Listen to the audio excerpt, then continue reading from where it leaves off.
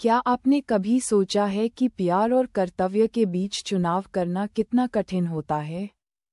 मधुपुरा के राजू को यही चुनाव करना पड़ा है। एक अधूरा सपना, विरह की कहानी। छोटे से गांव मधुपुरा में रहने वाले राजू की कहानी किसी आम कहानी से अलग नहीं थी। गरीबी में पला बढ़ा ये युवक अपने माता पिता और छोटी बहन के सपनों को पूरा करने के लिए हर संघर्ष करने को तैयार था। उसकी आंखों में एक सपना था, अपने परिवार को गरीबी से बाहर निकालना और उनके चेहरे पर मुस्कान लाना। राजू हर दिन सुबह 4 बजे उठकर दूध का ठेला लगाता और फिर स्कूल जाता।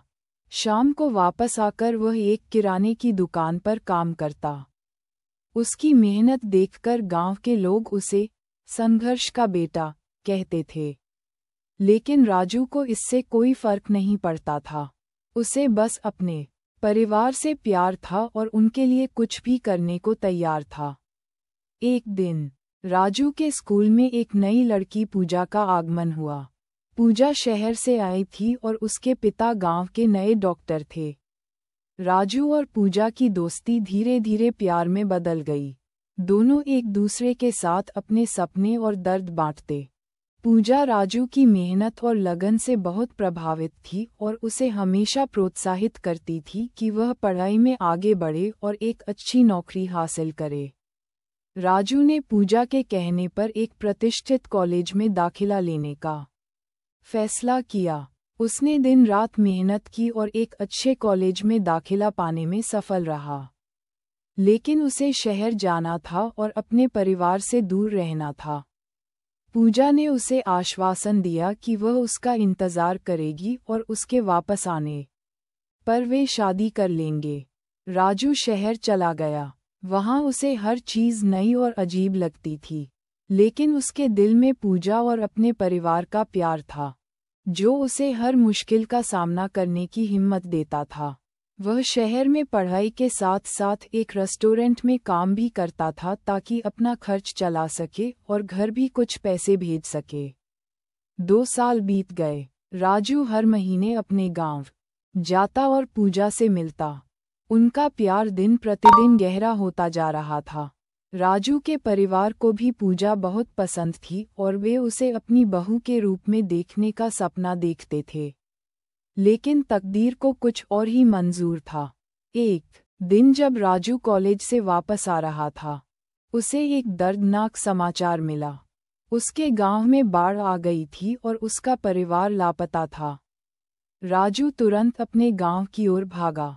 जब वह वहां पहुंचा, तो उसे पता चला कि उसके माता पिता और बहन बाढ़ में बह गए थे और उनके शव अभी तक नहीं मिले थे। राजू टूट गया। उसे लगा जैसे उसकी दुनिया ही उजड़ गई हो। इस दुख के बीच पूजा ने उसका हाथ थामा और उसे सहारा दिया। वह हर दिन राजू के पास आती और उसे सांत्वना देती। धीरे धीरे राजू ने अपने दर्द से उबरना शुरू किया और अपनी पढ़ाई पर ध्यान केंद्रित किया। उसे लगा कि अब उसके पास खोने के लिए कुछ नहीं बचा था, सिवाय पूजा के। लेकिन उसके लिए एक और झटका इंतजार कर रहा था। एक दिन पूजा ने राजू को बताया कि उसके परिवार की इच्छा के विरुद्ध उसका विवाह एक अमीर परिवार के लड़के से तय हो गया था। पूजा के पिता नहीं चाहते थे कि उनकी बेटी एक गरीब लड़के से शादी करे, भले ही वह कितना भी मेहनती और ईमानदार क्यों न हो। राजू के पैरों तले जमीन खिसक गई। उसने पूजा से कहा कि वह उससे भागकर शादी कर ले। लेकिन पूजा अपने पिता का दिल नहीं तोड़ना चाहती थी। वह अपने पिता की इकलौती संतान थी और उनके लिए उनकी इच्छा का सम्मान करना चाहती थी। पूजा की शादी की तारीख निश्चित हो गई। राजू को इस बात का गहरा दुख था, लेकिन वह पूजा की खुशी चाहता था। वह उसके लिए हमेशा अपने प्यार को दिल में संजोकर रखना चाहता था। शादी के दिन राजू ने आखिरी बार पूजा से मिलने का फैसला किया। वह चुपचाप उसके घर गया और पूजा के कमरे की खिड़की के पास खड़ा हो गया। वह देखना चाहता था कि क्या पूजा सचमुच खुश थी। लेकिन जब उसने अंदर झांका, तो देखा कि पूजा अपने कमरे में अकेली रो रही थी। राजू का दिल टूट गया।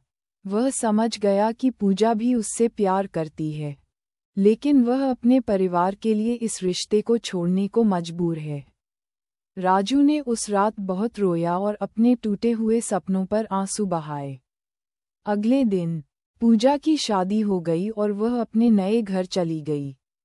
राजू अपनी पढ़ाई पूरी करने के लिए शहर लौट आया, लेकिन अब उसके दिल में एक खालीपन था जिसे कोई नहीं भर सकता था। आज राजू एक सफल इंजीनियर है और अपने गांव में एक स्कूल चलाता है, जहां वह गरीब बच्चों को मुफ्त शिक्षा देता है। उसने अपने जीवन को दूसरों की सेवा में समर्पित कर दिया है।